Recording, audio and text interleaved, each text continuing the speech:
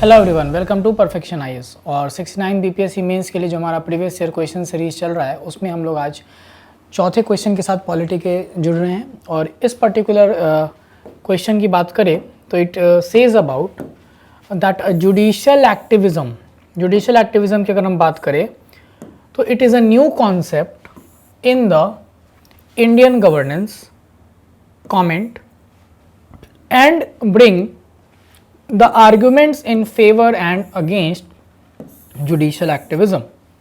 Now, judicial activism is also one of the most important, or you can say one of the most common dimension or parameters जो कि BPSC ने consistently question इस पे भी पूछे हैं।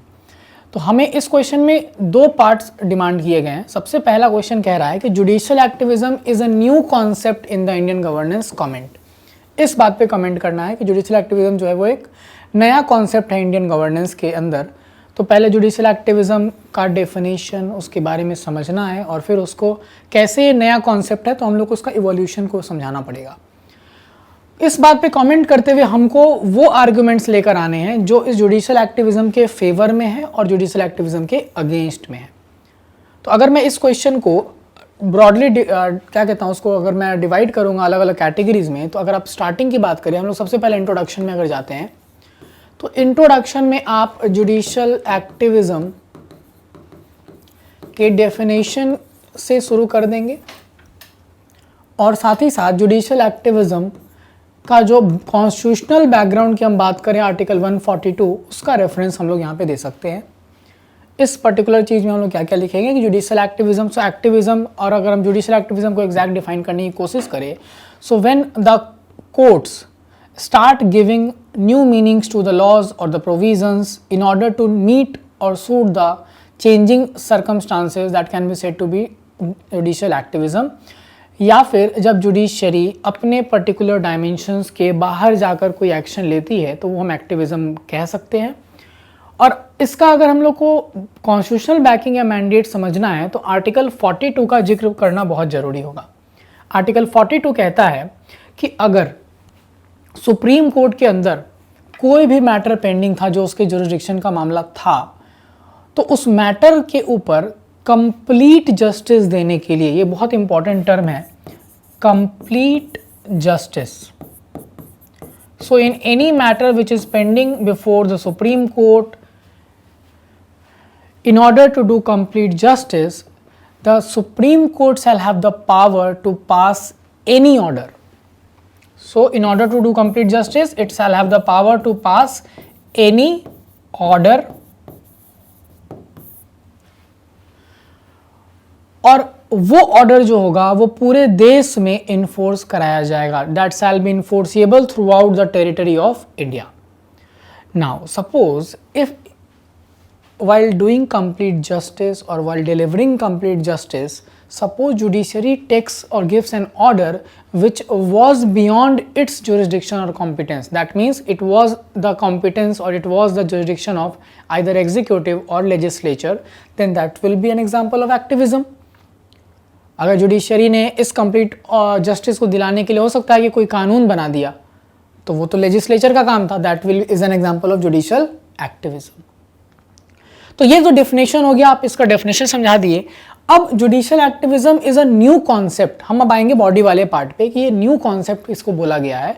तो न्यू कॉन्सेप्ट के लिए हम लोग क्या समझेंगे, इसका इवोल्यूशन की अगर हम लोग बात करें, जब हम इवोल्यूशन पे जाएंगे तो आपको एक चीज समझना है यहाँ पर कि जुडिशियल एक्टिविज्म का जो एक ऑपोजिट कॉन्सेप्ट है वो है जुडिशियल रीस्ट्रेंट। जुडिशियल रीस्ट्रेंट। सो हमारे देश में अगर देखा जाएगा जो कोर्ट थी higher judiciary, specially the Supreme Court, it had been following judicial restraint in the initial years. Judicial restraint का मतलब होता है कि जब जो भी कानून का प्रोविज़न था, जो कॉन्स्टिट्यूशन के प्रोविज़न थे, जो लॉज के प्रोविज़न है, एकदम उसका एग्जैक्ट लिटरल इंटरप्रिटेशन करना और ध्यान सिर्फ इसी पर रखना कि कोई कॉन्स्टिट्यूशन या किसी लॉ का वायलेशन ना कर रहा हो, यानी जो प्रोविजंस हैं उन प्रोविजंस को ठीक से फॉलो किया जा रहा हो। यही काम करने का स्टार्टिंग में देखा गया किसके द्वारा, जुडिशियरी के द्वारा। This is known as something like judicial restraint. लेकिन when we talk about the judicial journey, the journey from judicial restraint to activism, then Keshwananda Bharati case becomes very important, because in the landmark Keshwananda Bharati case, Supreme Court came up with a doctrine known as the doctrine of basic structure or basic feature. और basic structure doctrine की बात जब हम करते हैं तो वो क्या कहने की कोशिश करता है कि पार्लियामेंट को जो कॉन्स्टिट्यूशन को अमेंड करने का पावर होगा, that will not include the power to amend or disturb the basic structure. Now that means it will be like a limitation on the amending power of parliament, and this limitation should have been introduced by parliament by amending article 368. That means judiciary came up with something that was not in its domain and it was something which was the legislative domain. तो ये activism का एक example है. इसके बाद से Kesavananda Bharti case के बाद से हमारे देश में जो जुडिशरी है उसको देखा गया कि ये काफ़ी ज़्यादा क्या है, इवॉल्व होने लगी और साथ साथ एक्टिविज्म जो है वो लार्जर स्केल पे देखा जाने लगा. तो हम इसके बाद और भी कुछ एग्जाम्पल्स आप दे देंगे इवोल्यूशन समझाने के लिए. हम अगर बात करें Maneka Gandhi case,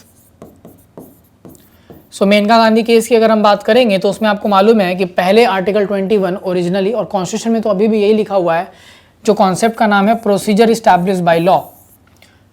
but in Maneka Gandhi case as per supreme court India has move from procedure established by law to due process of law. That means introduction of a new concept under article 21. That is also something like judicial activism because it has been done by, would have been done by parliament. तो इसके बाद बहुत सारे examples आप use कर लेंगे जहां पे जुडिशियल एक्टिविज्म को आप दिखा सकते हो. तो ये हमारा जो फर्स्ट आर्ग्यूमेंट था कि ये it is a new concept in the Indian governance comment, ये वाला पार्ट तक हमने अभी देखा. इसके बाद we have to bring out the arguments in favour and against judicial activism. So sometimes it is said that judicial activism is a double-edged weapon or double-edged sword. यानी कि इसके कुछ फायदे भी हैं और कुछ इसके क्रिटिसिज्म भी इसका किया जाता है, उसको हम लोग समझते हैं. सो अगर हम आर्गुमेंट्स इन फेवर समझें, फॉर, या हम अगर अगेंस्ट में जाएंगे तो क्या क्या पॉइंट्स हम लोग देख सकते हैं उसको देखते हैं. सबसे पहले अगर हम फॉर में जाएंगे that means arguments in support और फेवर, तो हमें क्या देखने को मिलेगा कि यहाँ पर जो हम जुडिशियल एक्टिविज्म की बात कर रहे हैं, तो जुडिशियल एक्टिविज्म से क्या देखने को मिल रहा है, इवोल्यूशन ऑफ राइट्स. और आप जो भी चीज़ें बोलेंगे उस पर्टिकुलर चीज़ का आपको एक्सप्लेनेशन एग्जाम्पल के थ्रू भी दे देना है. तो जब हम इवोल्यूशन ऑफ राइट्स की बात कर रहे हैं तो आप इसका एग्जाम्पल देंगे आर्टिकल 21. ये जुडिशियल एक्टिविज्म का ही नतीजा है कि आर्टिकल 21 आप देख सकते हैं कि सबसे इवॉल्व राइट में से एक है, जिसमें आप लगभग 200 से ऊपर राइट्स हम लोग इंक्लूड किए हैं. Right to life and personal liberty के अंदर like right to privacy, right to shelter, right to sleep, right to reputation, right to clean drinking water. तो ये एक्टिविज्म के कारण पॉसिबल हो रहा है. दूसरा, कंप्लीट जस्टिस. सो हो सकता है कि किसी केस के अंदर जब आप जाएंगे अपना मैटर लेकर या कोई पीआईएल फाइल होता भी है, तो उस केस में अगर कोर्ट को लगता है कि इस जगह पर कंप्लीट जस्टिस के लिए we have to give certain orders or judgement that will be beyond our competence. For example, यहाँ पे एग्जाम्पल से हम लोग समझेंगे. Vishakha guidelines.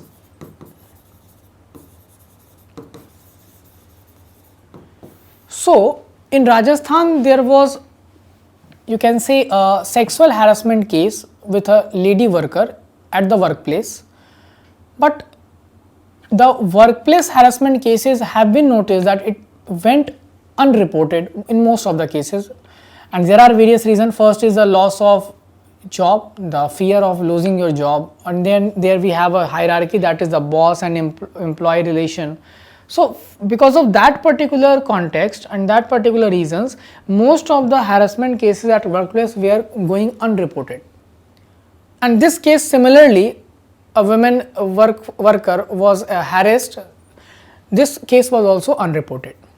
Now Vishakha and NGO filed a PIL with respect to that case, but Supreme Court realized that in order to prevent harassment cases at workplace, we need a broader framework and guidelines. Not only for this case, we need it for all the cases which are actually being unreported. So for that, Supreme Court issued which is known as Vishakha guidelines, a rules regulation जो भी sexual harassment के cases workplace में उसको regulate करने के लिए. तीसरा अगर हम लोग समझेंगे इसका इंपॉर्टेंट फायदा जो आपको देखने को मिलेगा, and that will be the fills legislative vacuum. मान लीजिए कि किसी एरिया में किसी चीज़ के ऊपर अभी कोई कानून बना ही नहीं है और उस चीज़ का भी इस्तेमाल और उस चीज़ की भी प्रैक्टिसेस देखने को मिल रही हैं. जैसे एग्जांपल लेते हैं सरोगेसी का. 2017 से पहले सरोगेसी के केसेस इंडिया में भी आते थे, सरोगेट यानी रेंटेड वूम का concept, but there was no law regulating that procedure. So till that time supreme court used to govern the cases of surrogacy. तो अगर कोई वैक्यूम क्रिएट किया गया है किसी एरिया में तो उसको भी फिल कर दे रहा है कौन? जुडिशियल एक्टिविज्म के through supreme court.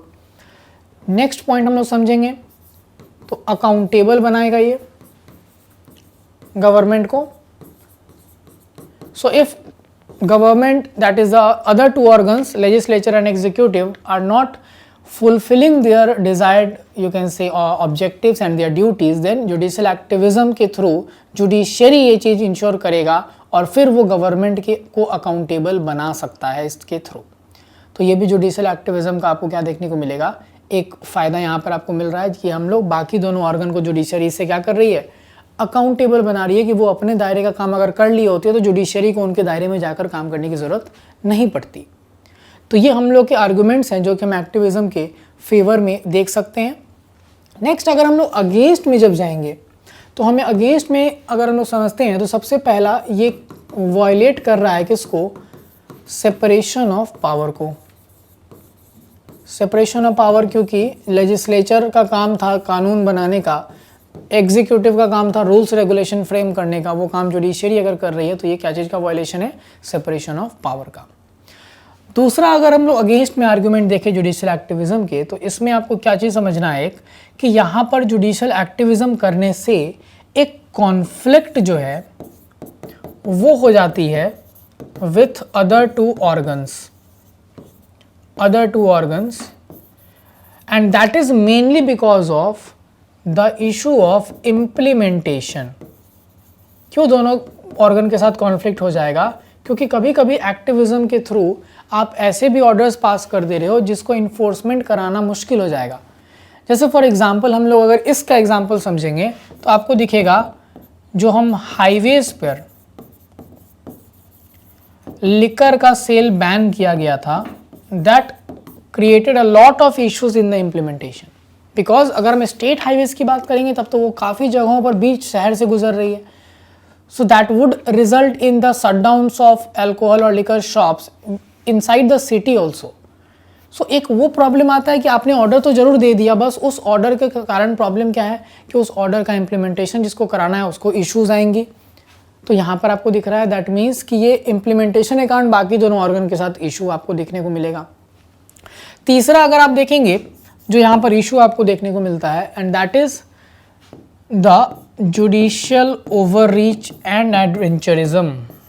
Judicial overreach and adventurism.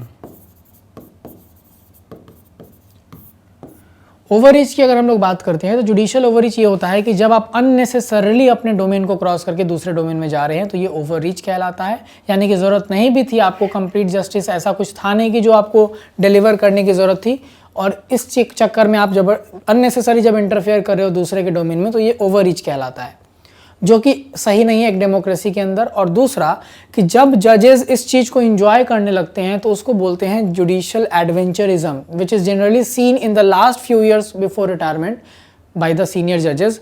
तो जब ये सारा चीज़ आने लगेगा, क्योंकि बहुत थिन लाइन है एक्टिविज्म और ओवररीच के बीच में कि कहाँ ज़रूरी था आपका इन्वॉल्वमेंट और कहाँ अननेसेसरली आपने इन्वॉल्वमेंट दिखाया है, उसके बीच चूँकि लाइन बहुत थिन है तो ये अननेसेसरी एक डेमोक्रेटिक बैलेंस और चेक्स एंड बैलेंस हमारा जो सिस्टम है उसको एक तरह से ये हैम्पर करेगा. चौथा पॉइंट आपको दिखेगा इसमें इशू ऑफ कंपीटिंग राइट्स.